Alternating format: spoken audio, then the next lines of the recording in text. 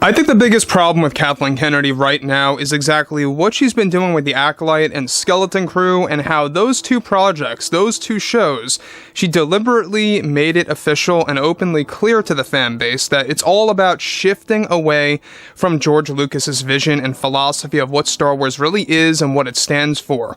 And it's why I think those two projects just are not going to meet fan expectations, not even in the slightest.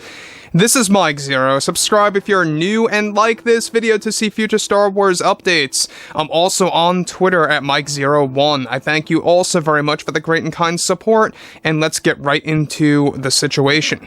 Now, we know that Disney executives and the board have been endlessly trying to fine-tune their plan to firing Kathleen Kennedy by this August. Now, Part 1 of this entire plan has a lot to do with the fact that it will be based on the success and/or failure of Indiana Jones and the Dial of Destiny, or simply known as Indy 5, right?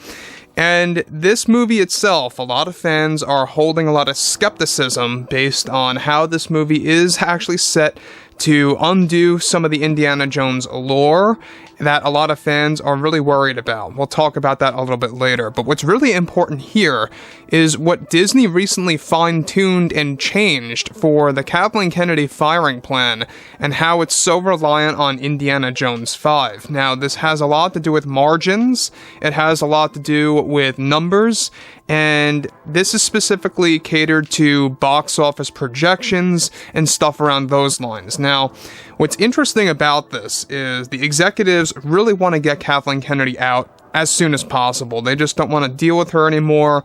They know what she has done. They just don't want to admit it to the public. But moving to the next thing here is that right now Disney and Lucasfilm are still, of course, planning and have plans underway of firing Kennedy.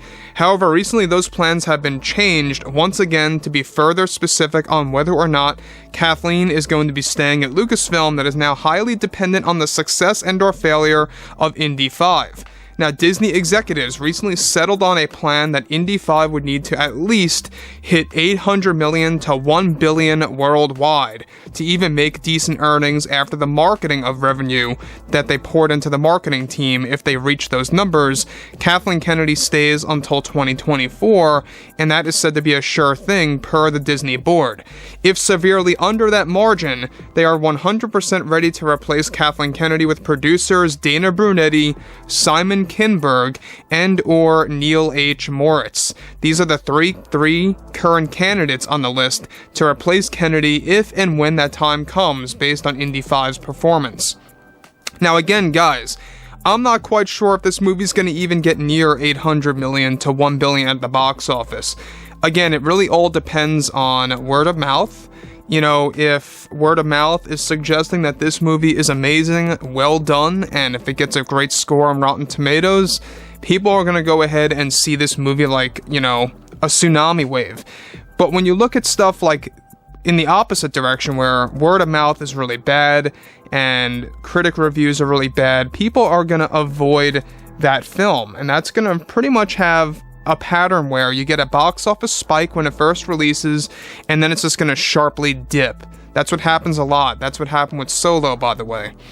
Now, on top of this, alright, Kennedy is fully aware about the numbers issue and the pressure, and this is why she is ordering the editors to do some last-minute rearranging of scenes for Indy 5 to make the film have a better place and pace to boost fan engagement levels for improved rewatchability. Now, for reference, Kingdom of the Crystal Skull made the most in the actual franchise, standing in at $790 million worldwide. Disney is now fearful that this movie might turn into another Solo: A Star Wars Story situation, where that movie made a horrible $393 million worldwide, of course. Kennedy is aware that this could turn into another Solo situation box office-wise and fan reception-wise via Crystal Skull. Now, so far, the marketing team is trying to make this movie as attractive as possible, similar to what happened with The Last Jedi by tricking audiences to go into the theaters. The $800 million to $1 billion worldwide margin is what Disney needs to make in order to keep Kennedy so far, and some executives are arguing and are looking to actually downgrading that margin and performance to make her removal even more likely, as many just want her out at this point, with her potentially hurting another franchise. And again, guys, about Kathleen Kennedy with Indiana Jones, this is exactly why they canceled the Indiana Jones series. Let's not get confused with the movie. There was a Indiana Jones series in the works. That is off the charts. It is just off the table right now. It's not happening. Similar to Willow Season 2, that too got canceled. Right now, Disney wants Lucasfilm to strictly focus and only focus on Star Wars, period, the end. That's why they dropped Willow. That's why they dropped Indiana Jones as a series, because they were going to do some recasting of Indiana in that actual show, and I think a lot of fans would have been a little so-so on that.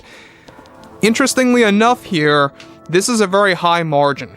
Alright, a lot of fans out there may come to disagree or agree with me on this, but I don't really see this movie getting anywhere near 1 billion worldwide. I just don't see it at all.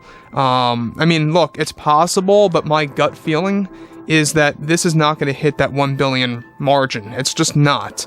If it really gets, like, you know, eye-opening fan reception where it's going to be a box office hit, kind of like what happened with past movies out there like Super Mario Brothers, then yeah, it could get to that level, but I just don't see that.